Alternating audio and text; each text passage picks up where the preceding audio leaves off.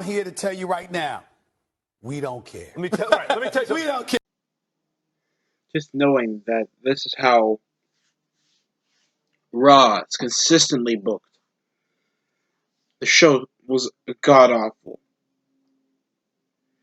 After we had just a decent show with a different format, it would just be the same repetitive bullshit. We had a gauntlet match for a shot, not just a cool little title match for the show. They consist to put a gauntlet tag team title match just for a shot for the tag team titles when there's barely even a tag team division. Like, honestly, do you really care if Omos and Styles earned another shot, or the Lucha House Party, or the Viking Raiders? Nobody's over. And you don't consist that as a fun little mid-card match. You put that over a 16-minute promo. If it's RK Bro thinking that they're over, barely, like, the majority of the fans had crickets. Randy, you having any fun, Randy? Randy, it was just a prank, bro. Bro, Randy, we should wear masks. And Riddle has the right to talk shit. You're not even over. Weirdo flip flops jobber that didn't even win a UFC belt. Get away from me. I'm sick and tired of this. Just consistent enough to just, oh, well, we're talking about the promo. Everybody even got the promo, even though the match was already scheduled.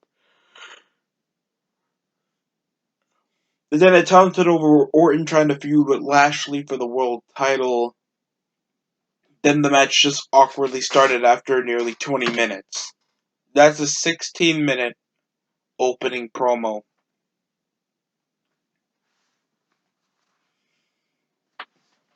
God, like, I'm trying to, like, consist for some type of patience.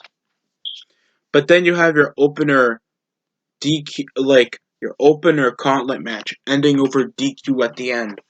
And then has to be booked for a later tonight. So they were that goddamn lazy to put something that usually, like, is a 30-minute time waster and put it for later in a 3-hour show where it's already time consuming to even have matches like that. That's already a bad look. I think it ended over T-Bar and Mace, and then when Mustafa and Mansoor tried to help, it ended over in a DQ, and then they had to book this match for later. But this time, Lashley and MVP were involved for some apparent reason. Ugh. And then they had Nikki Ash Cheeks and Rhea Ripley against Natalya and Transmina. Like, bro, please tell me, why should I care? Didn't these chicks lose, like, multiple times to Shotzi and Tegan Nox? How come they didn't drop the belts to those chicks? They're about pushing over these NXT bitches, and then they don't even, like, try to advertise them. Toni Storm, Tegan Nox, Shotzi Blackheart. Like, these are 3 NXT chicks that are supposed to at least change the atmosphere, and they don't. They're just regular wrestlers, and even if they pin them, like, 3 times, they never got a title shot. Kind of weird for me. And then you have, like, Nikki Ash, ASH being like, if you believe, we can be funny. Like, someone, please, she's so fucking ugly. She's so not funny. And, like, please tell me why this is over. Rhea Ripley looks like she got a dick. They had the most bland over promo trying to call themselves Brutality or something. It wasn't over. It came over doing a retard charge into the ring. I mean, Nikki Ash is, because she doesn't know how a superhero is supposed to behave. And she never does segments involving her trying to become a superhero. It's just not funny. And then they come out just squashing over Natalya and Tamina. So that's another tag match that ends up with Tamina and Natalya acting like pure jobbers. Remember when they were randomly feuding over with Mandy and Dana Brooke. Where is Dana Brooke? Before Mandy went back to developmental.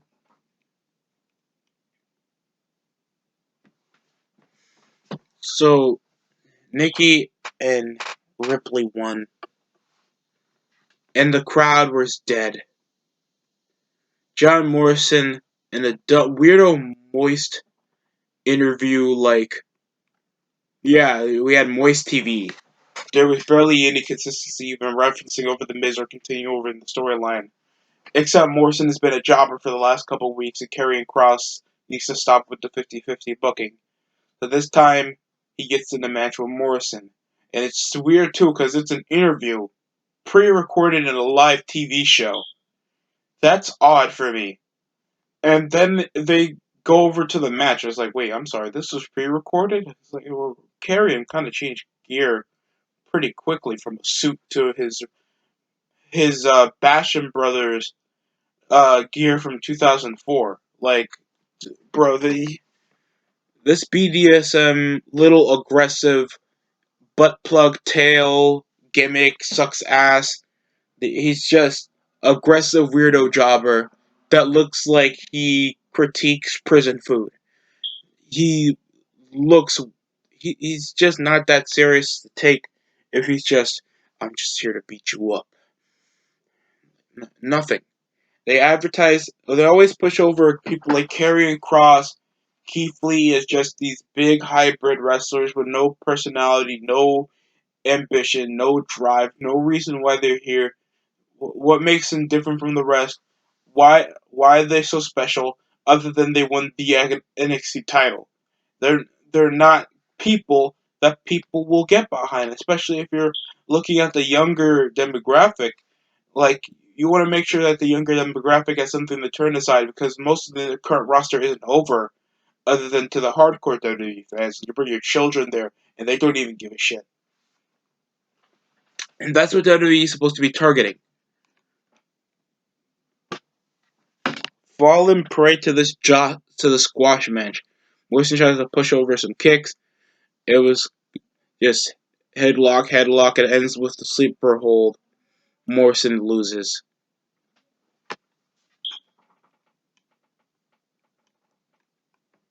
Honestly, like, would you really care about this match?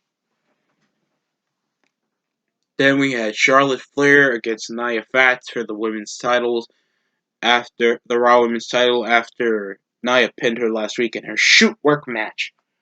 And it ends with Charlotte winning. So all that momentum went out the window after Shayna tried to push over and get involved, even though over the last couple of weeks Shayna and Nia have always been in rocky ground. And I thought she pushed her away, like literally tried to abuse her and walk away from her. So what was the point of that? And why are they still a team? Honestly, like, are they only trying to force feed us back with like she gets more screen time than Dana Brooke, Asuka?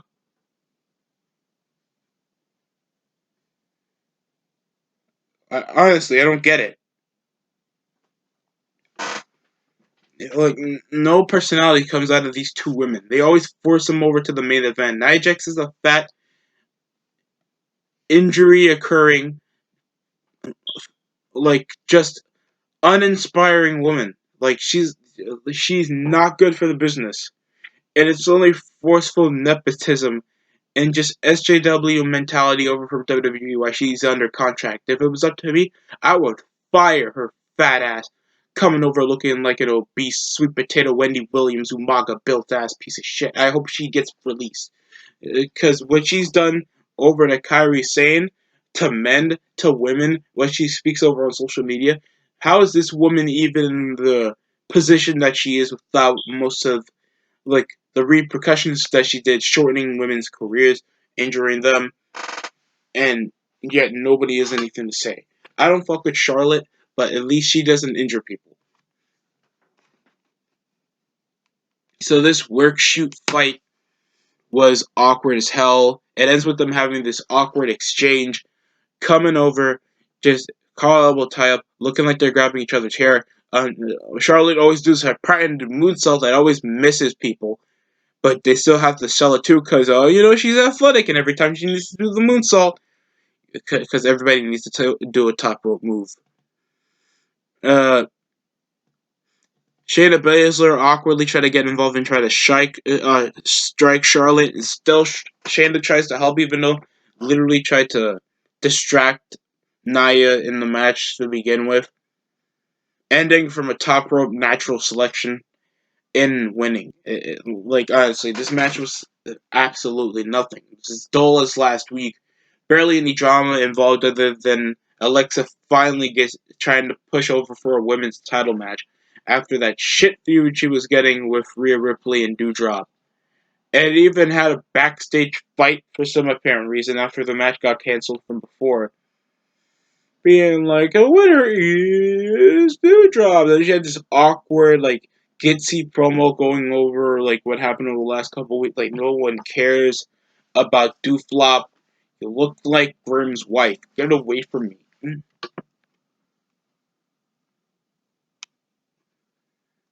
I'm really not anticipating over the match because we already don't even know who's playing over the major heel in this storyline. Alexa Bliss is like 5 foot nothing, and she's consistent as the unpredictable little weird heel. Even though you can realistically beat her clean, other than the magical shit that happens. And I know they're gonna force that over, even though nobody's gonna care about the match. Reginald, they tease over him still doing parkour shit while wearing the suits. Then they have a 24/7 title match. Like, what? Okay. You can't have an organized 24/7 title match even though everybody else is just gonna run up against it to begin with. They don't even push up any benefits other than you just win the belt. Then you have Jeff Hardy and Jackson Riker, two guys that were in multi-month feuds for the time being. And then they're coming over chasing for the 24/7 belt after uh midget Ricochet fucking gremlin come over with a little front flip somersault pin for the win. Honestly, why does literally Ricochet, Drew Gulak still chases for it? No storylines for Jackson Riker, even though this guy's built like a tank. And you have Jeff Hardy after beating Karrion Kross in his debut, having his theme song back. This guy gets pops. He's still over. Why are you burying Jeff Hardy? I don't get this. Honestly, this is the saddest. Why does this have to be in a 3-hour show? Why not just have a tournament for the United States Championship or something? We also had Drew McIntyre and Sheamus that I didn't even know was even in the show. I think that was later on after the gauntlet match. Match was fine. Big boot, face lock. Of course, we had the stupid jackknife spine buster for a pin. Ends with McIntyre nearly taking the mask off, and then a Claymore kick got missed into a schoolboy. So Sheamus earns a shot for the United States Championship. Yeah, this was a shot for the United States title. So why have they been doing shit like this? This correlating two top guys that are chasing for a championship, and you let them face for a title shot.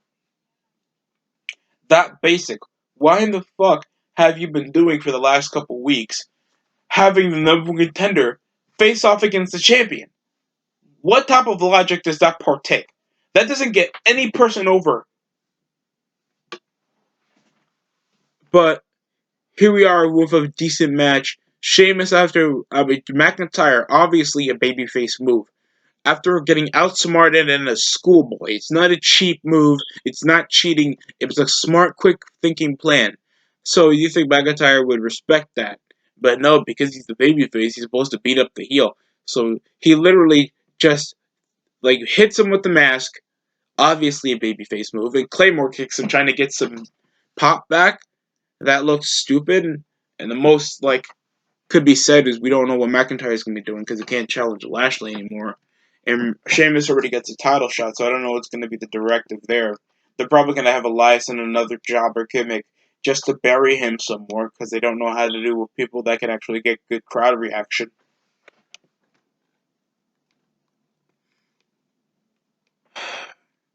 Then another fucking tag team turmoil. Like, I'm trying to consist over why in the hell would anybody be still interested in this. Like, I think we open off with Lucha House Party against the New Day, and it ends with the New Day winning. Then MVP and Lashley join. No, it was T-Bar and Ace. And it ends off a surprise roll-up. And then it was Mansoor and Mustafa.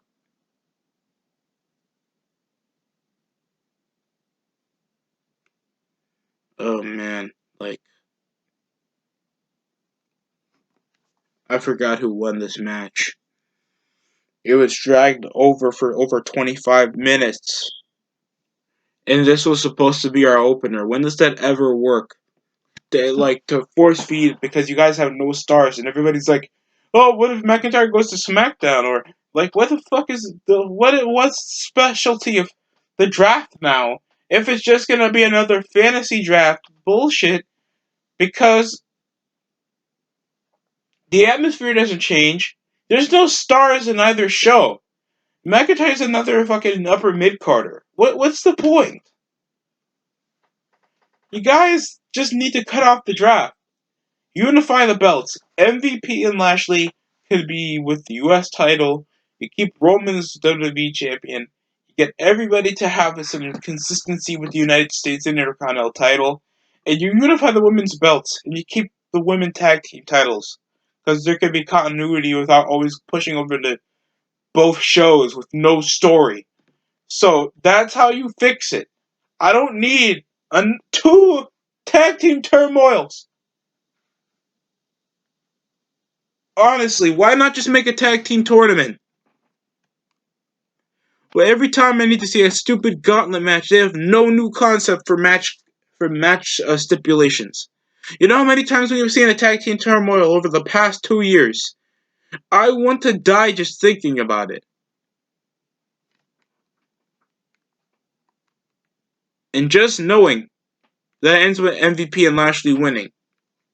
They're trying to force over more time with Riddle and Orton. Just because they think that they're over. And they have nobody to push over McIntyre at this point. So that's the reason, because they're probably going to turn him heel. Because you're not over unless you're heel. Look at MJF. He gets pops even though he's a heel. No, bro, this show sucked. This show was god awful. And just force feeding that this is going to be on a pay-per-view that's still Extreme Rules that they had to push to September. And, nobody's interested. This is scary to me. I don't want the mentality of Vince dying with his show with very little people even watching his show. Nobody had pops for any of the women's matches. Everybody's like, we got equality for the women. Equality doesn't mean ripping off what the men do. That's not equality. And just knowing that Rhea Ripley isn't over, Nikki ASH isn't over, Nia Jax isn't over, Shayna Baszler looks like a dude, she's not over. Alexa Bliss is not over anymore. And why does she still have a gimmick involving a person that's not even working for the company anymore? How is that going to smoothly transition out? Is she going to force to feed us and call it a phase? Doudrop sucks. I swear to God. And all these guys, why are the New Day still getting force fed to still earn shots for the tag belts? Why don't they break up after accomplishing nearly everything? I don't get it. Nobody likes the New Day anymore. It's just so bad. Nothing felt like it was gonna be excited to watch next week. But that's it for my review, because I don't want to waste the rest of my breath even talking about this show. This was garbage. Thanks for watching. That's it for me. I'm gonna take Tylenol.